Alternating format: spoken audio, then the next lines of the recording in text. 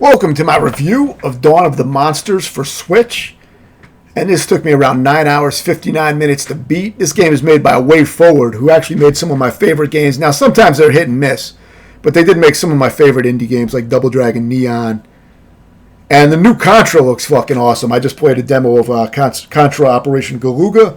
I could see myself going through the hardest mode on that if it holds up. I pre-ordered it even though it was a $40 digital game. So the demo kind of sold me on that. But yeah, so this game, it's a very high quality game, but it takes a while to get going. So when you start out the game, it feels kind of sluggish, slow, and kind of unexciting for a little while. But the game really grew on me. It wasn't one of those games I picked it up and I was like immediately thinking it was like, great or anything. But it was one of those games that it was kind of a slower burn action game. So it's basically like an RPG beat 'em up, but it's with slower mechanics where, your characters move a lot slower, but things do get a lot speedier in the sense of all the stuff that you have to manage on screen. You never have a character that moves fast. Your character always moves slow because it's a huge fucking Godzilla-sized monster, and you're fighting huge shit as well. So it's a slower style of movement, but the actual moment to moment gets pretty quick with all the different things you're juggling and setting up as you get better at the game and you unlock more abilities, moves, and of course the enemy arrangements get a lot more difficult as you get farther. So the game really does have a nice pacing to it with the difficulty. So it is really well balanced. I mean, it can be repetitive at times and it can drag for a while, but I actually ended up enjoying it even though it was a bit slow at times, because the most addictive aspect of the game for me was the upgrade system, which is done by cards that you unlock. So here you can pick your creature, and you basically just apply cards to them to give them certain abilities and certain stats. That actually affects their overall stats as well, like how much damage they output with certain attacks, their health, all these kind of things. So, you're constantly managing the cards and swapping them out for better ones, or sometimes you're playing a specific boss or stage, you want to have a specific card loadout. So it gives it a nice strategy element to it. To where you actually you want to reconfigure your cards for certain encounters to have a certain a certain setup, because it does change the way the game plays a lot. So there's all kinds of different perks and things for certain cards. Like sometimes you can have a vampiric kind of setup where you're getting some health back from certain attacks. There's just a lot of stuff that you can easily manipulate with the card system, and it's very easy to read and understand what's going on. So you have your regular attacks. You have these really powerful hold moves where you hold the button and then release it, which is great for knocking enemies back, kind of a shotgun effect. And you can use it to crowd control and group enemies together. And you also have these special moves that are on cooldown meters. So each one has a separate cooldown meter, and when the meter is full, you can use that special. So you're constantly that's part of the pacing of the combat. You're constantly trying to juggle that. You want to use your cooldowns as they're available, so you're keeping an eye on that and trying to use all that in the middle of a combat scenario, and you're kind of ranked on each little scenario. And you have boss fights as well.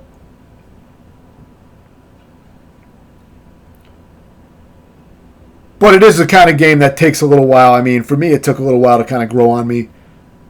I mean, I thought it was entertaining at first, but it can be a little repetitive. But it gets better as there's more enemy variety introduced and, more moves. And like I said, the most exciting thing about the game for me was that the card upgrade system I found really addictive. It made me want to keep playing and getting my characters stronger and trying different configurations for different fights, because the game can be challenging. Definitely not an easy game. It presents a nice challenge, but what's good about it is that it gives you, it makes you utilize the mechanics of the game. I mean, the worst thing to me in these kind of games is when it stays, repetitive the whole time and it never really forces you to utilize any of the things that you learned, or, it doesn't give you a reason to power up your character. It kind of makes the whole game a waste of time to me, when games do that. But this game doesn't have that issue at all. So it's really well done with that. There may also be co-op, multiplayer. I didn't try anything but the campaign. So that's all I'm really reviewing. And I just played it on single player. You also have finishers, kind of like Doom 2016 style with those glory kills. When the enemy is flashing, you can hit B and you can finish them off. You can also pick up buildings and things in the environment to use as weapons. Those will last for a few strikes before they break. You can carry them across to the next encounters too. It's not like the old arcade games where your weapons disappear when you go to a new encounter.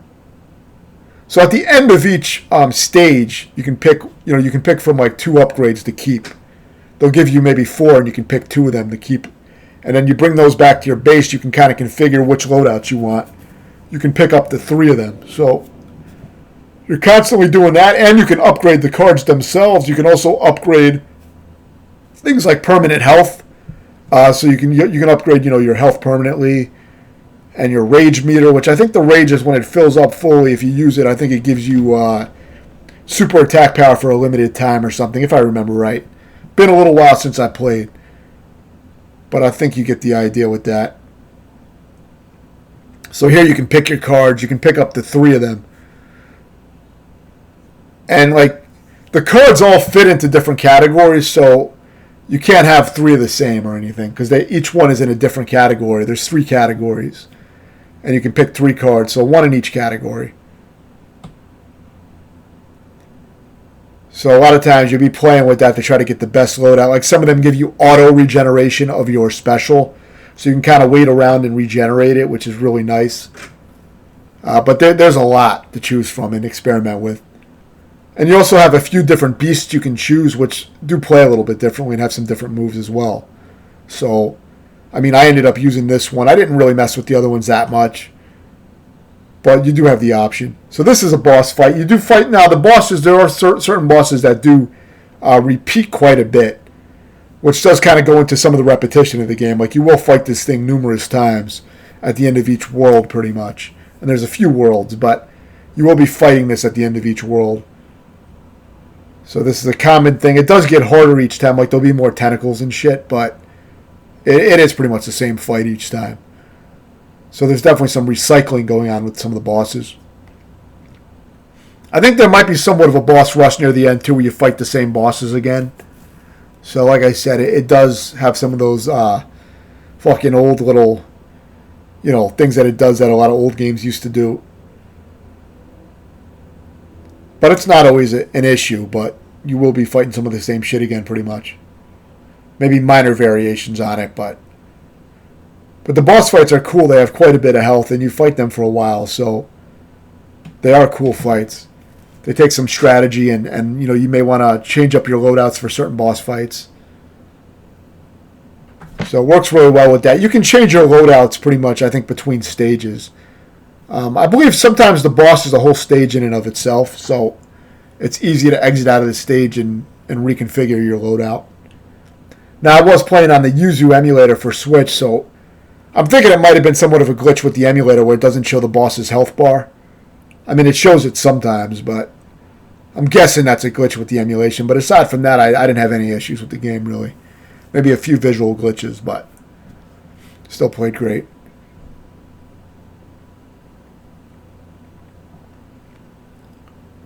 So this might be the final boss. So you're going to see the full final boss fight here, which is a cool fight.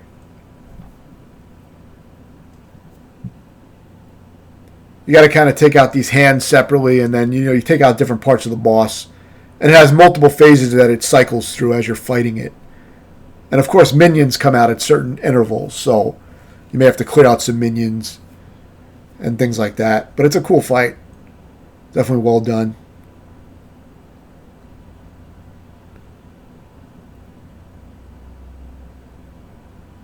But yeah, this game could take a little while to kind of grow on you. I mean, it's like it doesn't show everything it has to offer right away. It's kind of a slow burn kind of game. But what kept me interested in the game was the card upgrade system. I constantly wanted to reconfigure my beast, and get different setups, loadouts, because it does change how the game plays. Like for example, there's certain cards that will do something like you'll take twice as much damage, but you dish out twice as much damage. I think it might be called Glass Cannon or something like that. So there are things that drastically change the way your character plays. So it really changes up the game as far as how things play out. So there's a lot to experiment with. I mean, they give you a good variety of different cards.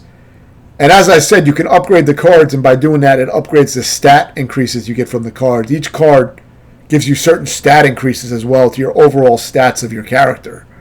So you'll raise your attack power, you'll raise your defense, health, things like this.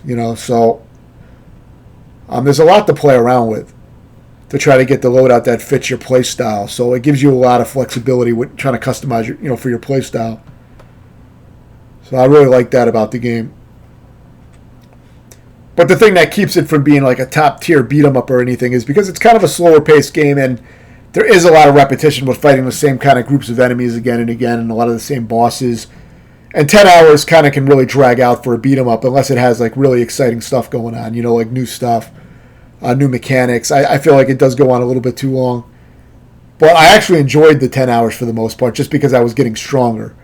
So for me, I actually had fun with it, but I could see it kind of dragging on for a lot of players, and it did drag at times for me. But it's just like one of those games that's really solid and enjoyable. It's just a solid, enjoyable, and you could call it a beat 'em up, even though it's one of the slower ones with how slow your characters move. It's a little bit like King of the Monsters for Neo Geo, but much, much better and more fleshed out than those games.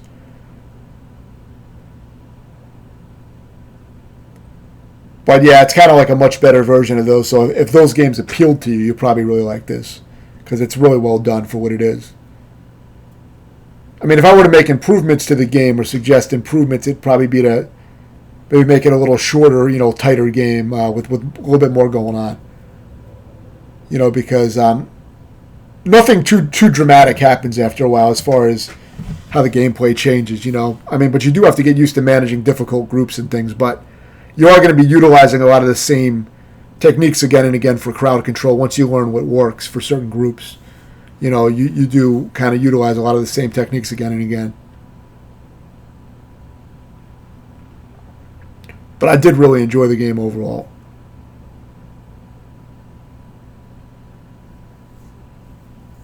So now I have to deal with some harder minions to clear out before I can get back to fighting the boss directly. So the fight does go on for a while, but it's a cool fight. It's well done. I think it's a good way to finish things off. It didn't take me too long to beat this fight. I'm not sure if I got it on my first try, but I don't remember it taking too long. But having a good loadout always helps, like for a specific scenario.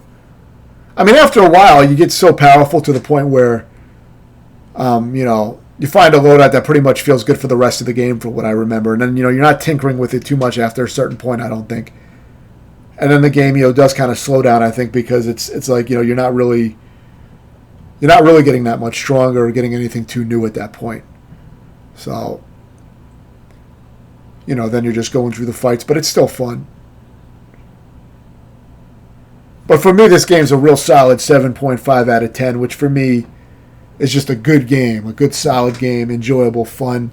It has a nice addictive loop to it. But, it is kind of drawn out and it can get pretty repetitive as well. It doesn't offer a ton of exciting new combat and things, but the fights can be exciting because they do get pretty difficult when managing large groups of enemies, so it's definitely challenging at times. And because it's challenging, that's what brings out the better aspects of the game. The card system wouldn't be too addictive if the game didn't have any resistance or challenge. But because of that, it makes it exciting to upgrade your character and, try different loadouts. And it's cool when you reconfigure your cards and then you go back into a battle and, you destroy it and you were having trouble with it with your previous loadout.